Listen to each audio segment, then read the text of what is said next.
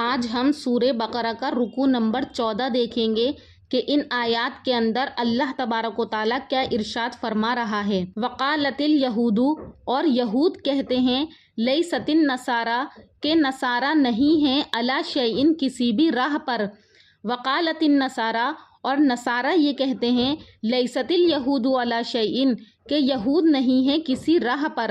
وہم یتلون الکتاب، حالانکہ وہ سب کے سب کتاب کو پڑھتے ہیں۔ کذالک، اسی طرح سے، قالا کہا، الذین، ان لوگوں نے، لا یعلمون، جو نہیں جانتے تھے یا جاہل تھے، مثل قولہم، انہی کی سی بات کو بھی ان لوگوں نے کہا۔ فاللہ یحکم بینہم، پس اللہ تبارک و تعالیٰ فیصلہ کرے گا ان کے درمیان، یوم القیامتی، قیامت کے دن، فیما، اس چیز کے بارے میں، کانوا فیہ یختلفون، جس بات میں وہ جھگڑا کرتے ہیں۔ تو اس آیت کے اندر اللہ تبارک و تعالیٰ یہود و نصارہ کے آپس میں جھگڑے کو بیان کر رہا ہے کہ یہود یہ کہتے ہیں کہ نصارہ کسی راہ پر نہیں ہے، یعنی نصارہ کا دین اچھا نہیں ہے، اور نصارہ کہتے ہیں کہ یہود کا دین اچھا نہیں ہے۔ ان لوگوں کو دیکھا دیکھی اس وقت کے جو جاہل لوگ تھے نبی کریم صلی اللہ علیہ وسلم کے زمانے کے، تو ان لوگوں نے بھی یہی کہنا شروع کر دیا کہ یہود کا دین اچھا نہیں ہے اور نہ ہی نصارہ کا دین اچھا ہے، بلکہ ہمارا دین اچھا ہے۔ تو اس بات کے بارے میں فرمایا گیا کہ یہ لوگ جھگڑا کر رہے ہیں، تو قیامت کے دن اللہ تعالیٰ ہی ان لوگوں کے درمیان آپس میں فیصلہ کرے گا کہ کس کا دین صحیح تھا۔ اور تو ان آیات کے اندر اللہ تعالیٰ نے یہود و نصارہ کے اس باہمی اختلاف کا ذکر کیا ہے۔ اور آگے اللہ تبارک و تعالیٰ ارشاد فرما رہا ہے کہ ومن اظلم، اور اس سے بڑا ظالم کون شخص ہو سکتا ہے، ممن منع مساجد اللہ،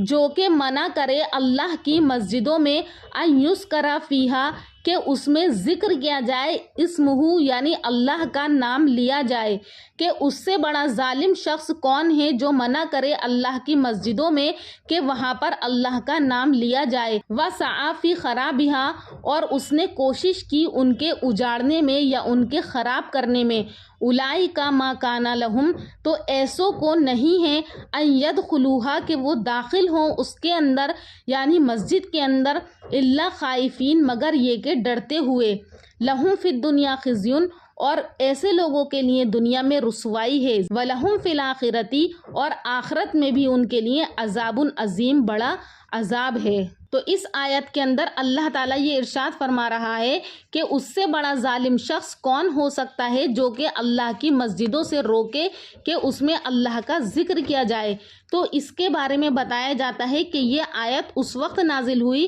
کہ جب یہودیوں نے حضرت یحییٰ علیہ السلام کو قتل کر ڈالا تھا، تو روم کے نصارہ نے ان سے انتقام لینے کے خاطر ایک مجوسی بادشاہ کے ساتھ مل کر شام کے بنی اسرائیل پر حملہ کر کے ان کو قتل و غارت کیا، اور تورات کے نسخے جلا ڈالے، بیت المقدس میں نجاسات اور خنزیر ڈال دیے، یعنی بیت المقدس کی عمارت کو خراب اور ویران کر دیا، اور بہت دنوں تک وہ مسجد جو ہے ویران اور منہدم پڑی رہی۔ تو اس لیے اللہ تعالیٰ نے فرمایا کہ اس سے زیادہ ظالم شخص کون ہو سکتا ہے جو اللہ کی مسجدوں کو خراب کرے، اس کو اجاڑنے کی کوشش کرے۔ اور اسی طرح اس آیت کا شان نزول یہ بھی بتایا جاتا ہے کہ جب مشرکین مکہ نے نبی کریم صلی اللہ علیہ وسلم کو واقعہ حدیبیہ کے وقت مسجد حرام میں داخل ہونے اور طواف کرنے سے روک دیا تھا، تو اس وقت یہ آیت نازل ہوئی تھی کہ اللہ تعالیٰ نے کہا کہ ان لوگوں سے زیادہ خراب کون شخص ہو سکتا ہے جو اللہ تعالیٰ کی مسجدوں میں اس کا ذکر کرنے سے روکیں۔ بہرحال یہاں پر ہر وہ شخص مراد ہے جو کہ اللہ کی مسجدوں میں اللہ کا ذکر کرنے سے لوگوں کو روکے۔ اس سے مراد جو ہے وہ مسجد حرام اور مسجد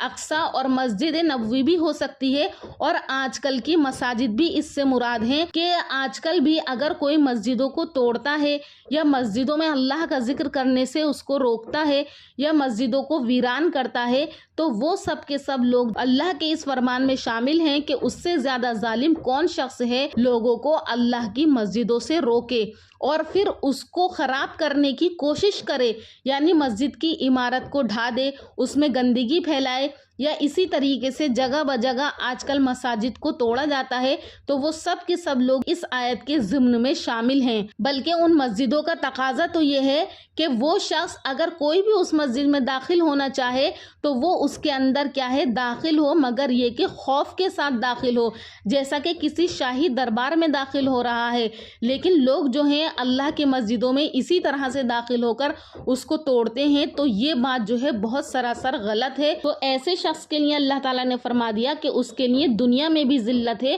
اور آخرت میں اس کے لیے بڑا عذاب ہے۔ تو اس اللہ تعالیٰ کے فرمان میں جو ہے وہ کوئی بھی شخص داخل ہو سکتا ہے جو کہ نبی کریم صلی اللہ علیہ وسلم کے زمانے کا ہو یا پھر آج کے زمانے کا ہو، سب کو یہ بات کہی گئی ہے کہ سب کے سب جو ہیں اللہ کی مساجد کا خیال کریں۔ اور آگے والی آیت کے اندر اللہ تعالیٰ ارشاد فرما رہا ہے کہ وَلِلَّهِ الْمَشْرِقُ وَالْمَغْرِبُ، اور اللہ ہی تعالیٰ کے لیے مشرق اور مغرب ہے۔ فَأَيْنَمَا تُوَلُّوا، پس جس طرف تم منہ کرو گے، فَثَمَّ وَجْهُ اللَّهِ، وہاں پر ہی اللہ تعالیٰ کو متوجہ پاؤ گے۔ إِنَّ اللَّهَ وَاسِعٌ عَلِيمٌ، بے شک اللہ تبارک و تعالیٰ جو ہے وہ بخشش کرنے والا ہے اور سب کچھ جاننے والا ہے۔ اس آیت کے اندر بھی اللہ تبارک و تعالیٰ نبی کریم صلی اللہ علیہ وسلم کو مخاطب کر کے یہ کہہ رہا ہے کہ نبی کریم صلی اللہ علیہ وسلم اور صحابہ اکرام کو تسلی دی گئی ہے کہ مشرکین مکہ نے اگرچہ آپ کو مکہ اور بیت اللہ سے ہجرت کرنے پر مجبور کر دیا اور مدینہ پہنچ کر ابتدائی زمانے میں 16-17 مہینے تک آپ کو بیت المقدس کی طرف منہ کر کے نماز پڑھنے کا حکم دیا گیا، تو اس میں آپ کا کوئی نقصان نہیں ہے، نہ آپ کے لیے غمگین ہونے کی کوئی بات ہے۔ یعنی اللہ تعالیٰ نبی کریم صلی اللہ علیہ وسلم سے کہہ رہا ہے کہ آپ غمگین مت ہوئیے، کیونکہ اللہ تعالیٰ کی ذات پاک کسی خاص سمت میں نہیں ہے بلکہ وہ ہر جگہ ہے۔ تو یہی کہا گیا کہ وَلِلَّهِ الْمَشْرِقُ وَالْمَغْرِبُ، کہ اللہ ہی تعالیٰ کے لیے جو ہے مشرق اور مغرب ہے، اور اللہ تبارک و تعالیٰ جو ہے وہ ہر جگہ ہے، اور مشرق اور مغرب جو ہے اس کے لیے برابر ہیں۔ کعبے کو قبلہ نماز بنائے یا بیت المقدس کو بنائے، دونوں صورتوں میں جو ہے کوئی خصوصیت نہیں ہے، بلکہ ہر جگہ جو ہے وہ اللہ تبارک و تعالیٰ موجود ہے۔ جس طرف اللہ تعالیٰ نے آپ کو رخ کرنے کا حکم دیا ہے، آپ اس طرف رخ کر کے نماز پڑھیے، آپ اپنے آپ کو کیا ہے غمگین مت کریے۔ اور آگے اللہ تبارک و تعالیٰ ارشاد فرما رہا ہے وَقَالُوا اتَّخَذَ اللَّهُ وَلَدًا سُبْحَانَهُ، اور وہ لوگ کہتے ہیں کہ اللہ تبارک و تعالیٰ کے جو ہے وہ بیٹا ہے، سبحانہ، اللہ تعالیٰ کی ذات تو پاک ہے۔ یعنی یہودی لوگ یہ کہتے ہیں کہ اللہ تعالیٰ نے جو ہے وہ بیٹا رکھ رکھا ہے، سبحانہ، بلکہ اللہ تعالیٰ کی ذات پاک ہے۔ بل لہو ما فی السماوات، بلکہ اسی کا ہے جو کچھ آسمان میں ہے، والارض، اور جو کچھ زمین میں ہے، کل لہو قانتون، اور سب کی سب چیزیں جو ہیں وہ اسی کی تابع دار ہیں۔ بدیع السماوات والارض، اور اللہ تعالیٰ جو ہے وہ نیا پیدا کرنے والا ہے آسمان کا اور زمین کا۔ وَإِذَا قَضَىٰ أَمْرًا، اور جب وہ حکم کرتا ہے کسی چیز کے لیے، فَإِنَّمَا يَقُولُ، تو وہ کہتا ہے لہو اس کے لیے، کن تو ہو جا، فَيَكُن، پس وہ ہو جاتی ہے۔ تو اس آیت کے اندر اللہ تعالیٰ ارشاد فرما رہا ہے کہ بعض یہودی حضرت عزیر علیہ السلام کو خدا کا بیٹا کہتے تھے، اور نصارہ حضرت عیسیٰ علیہ السلام کو، اور مشرکین عرب جو ہے وہ فرشتوں کو خدا کی بیٹیاں کہتے تھے۔ تو اللہ تعالیٰ نے ان لوگوں کے اسی باطل عقیدے کو یہاں پر رد کیا ہے کہ وہ لوگ یہ کہتے ہیں کہ اللہ تعالیٰ اولاد رکھتا ہے۔ سب کی باتوں کو اللہ تعالیٰ نے مطلق بیان فرما دیا کہ یہودی حضرت عزیر علیہ السلام کو، نصارہ حضرت عیسیٰ علیہ السلام کو، اور مشرکین عرب فرشتوں کو جو اللہ کی بیٹیاں کہتے ہیں، تو اے لوگو تم سن لو، سبحانہ، اس کی ذات پاک ہے۔ بل لہو ما فی السماوات، بلکہ اسی کے لیے ہے جو کچھ آسمان میں ہے، والارض، زمین میں ہے۔ اور اللہ تعالیٰ تو جب کسی چیز کا حکم کرتا ہے تو وہ یہ کہتا ہے کہ ہو جا، پس وہ چیز کیا ہے، ہو جاتی ہے۔ اور اسی طرح آگے اللہ تعالیٰ ارشاد فرما رہا ہے کہ وقال الذین لا یعلمون، اور کہتے ہیں وہ لوگ جو کچھ نہیں جانتے، لولا یکلمون اللہ، کہ کیوں نہیں بات کرتا ہم سے اللہ تعالیٰ،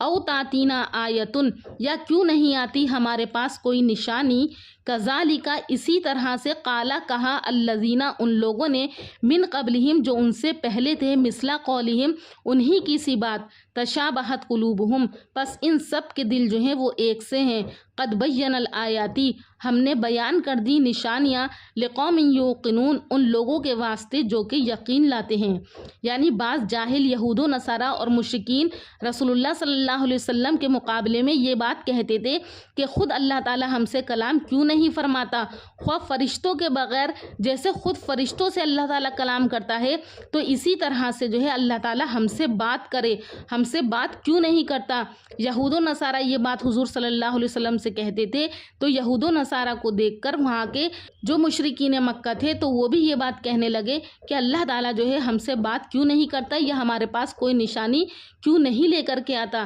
تو اللہ تعالیٰ یہ کہہ رہا ہے کہ ان لوگوں کے دل جو ہیں وہ اس بات کے اندر سب کے دل ایک سے ہیں، اور بے شک ہم نے تو بہت سی نشانیاں ان کو دی ہیں، لیکن وہ ان کو دیکھ کر کے بھی کیا ہے، ایمان نہیں لاتے ہیں۔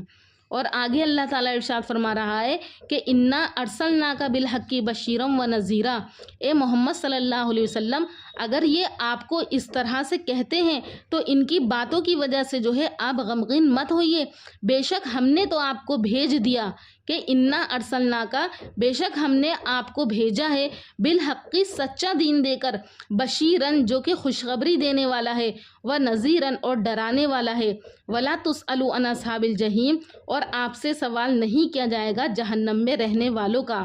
یعنی نبی کریم صلی اللہ علیہ وسلم کی ذات تو ایسی ہے کہ ان کو دیکھ کر ہر کوئی جو ہے ایمان لے کر کے آ جائے، لیکن یہ لوگ آپ کے اوپر کیا ہے، ایمان لے کر کے نہیں آتے تھے۔ تو اللہ تعالیٰ کہہ رہا ہے کہ ہم نے آپ کو ایک سچا دین لے کر جو ہے بھیجا ہے، ماننے والوں کو وہ خوشخبری سناتا ہے اور نہ ماننے والوں کو کیا ہے، وہ ڈراتا ہے، اور جو ایسا کام نہیں کریں گے تو وہ سب کے سب جہنم میں جائیں گے۔ تو آپ سے ان لوگوں کے بارے میں سوال نہیں کیا جائے گا کہ وہ لوگ جہنم کے اندر کیوں گئے۔ اور آگے اللہ تعالیٰ ارشاد فرما رہا ہے کہ ولن ترضا، اور ہرگز راضی نہیں ہوں گے، ان کا آپ سے، الیہود یہود، ولن نصارہ اور نہ ہی نصارہ، حتی تتبع ملتہم، یہاں تک کہ آپ پیروی کریں ان کے دین کی، یعنی آپ ان کے دین کو مانیں گے تو یہود و نصارہ جو ہے وہ آپ سے راضی ہو جائیں گے۔ تو آگے اللہ تعالیٰ ارشاد فرما رہا ہے قل، اے محمد صلی اللہ علیہ وسلم آپ کہہ دیجئے، ان ھدی اللہ ھو الھدی، بے شک سیدھی راستہ تو وہی ہے جو کہ اللہ نے راہ بتائی ہے، ولا ان اتبعت، اور اگر بالفرض آپ نے پیروی کر لی، اہواءہم، یہود اور نصارہ کے دین کی یا ان کی خواہشوں کی، بعد الذی جاءک، بعد اس علم کے جو کہ آپ کو پہنچا ہے، من العلمی، علم میں سے، ما لک من اللہ، تو تیرا کوئی نہیں ہے اللہ کے ہاتھ سے حمایت کرنے والا، ولا نصیر، اور نہ ہی کوئی مددگار ہے۔ تو اے محمد صلی اللہ علیہ وسلم آپ رنجیدہ مت ہوئیے، بلکہ یہ یہود و نصارہ جو ہے آپ سے اس وقت تک راضی نہیں ہوں گے جب تک آپ ان کے دین کی پیروی نہیں کر لیں، اور دین کے حساب سے جو ہے وہ مذہب اسلام سچا دین ثابت ہو چکا ہے۔ الذین آتیناہم الکتاب، اور وہ لوگ جن کو عطا کی ہم نے کتاب، یتلونہ، تو وہ اس کی تلاوت کرتے ہیں، حق کا تلاوت ہی، جیسا کہ اس کی تلاوت کرنے کا حکم ہے، اولئک یؤمنون، اور یہ وہی لوگ ہیں جو کہ ایمان لاتے ہیں، بھی اس پر، یعنی یقین کرتے ہیں کتاب پر، ومن یکفر بھی، اور جو کوئی منکر ہوگا بھی اس سے، فاولئک هم الخاسرون، تو وہی لوگ کیا ہے، نقصان اٹھانے والے ہیں۔ اللہ تعالیٰ نے جو ہے صاف صاف کہہ دیا کہ جن کو کتاب عطا کی گئی یا جن کو شریعت دی گئی، اگر وہ جیسا کہ اس کا حق ہے کتاب کی تلاوت کریں گے یا شریعت کو ادا کریں گے تو وہی لوگ ایمان رکھنے والے ہیں اور وہی لوگ جنت میں داخل ہوں گے، اور جو کوئی منکر ہوگا ان تمام چیزوں کا تو سن لو اس کے لیے کیا ہے، خسارہ ہے۔ ناظرین، امید کرتی ہوں کہ آپ کو اس رکوع کا ترجمہ اچھے سے سمجھ میں آ گیا ہوگا کہ اللہ تعالیٰ ہم سے کیا کہنا چاہ رہا ہے۔ آخر میں اللہ تعالیٰ سے دعا ہے کہ اللہ پاک ہم سب کو سننے سے زیادہ عمل کرنے کی توفیق عطا فرمائے۔ انشاءاللہ پھر ملاقات کروں گی ایک اور نئے رکوع کے ساتھ اگلی ویڈیو میں، تب تک کے لیے اللہ حافظ۔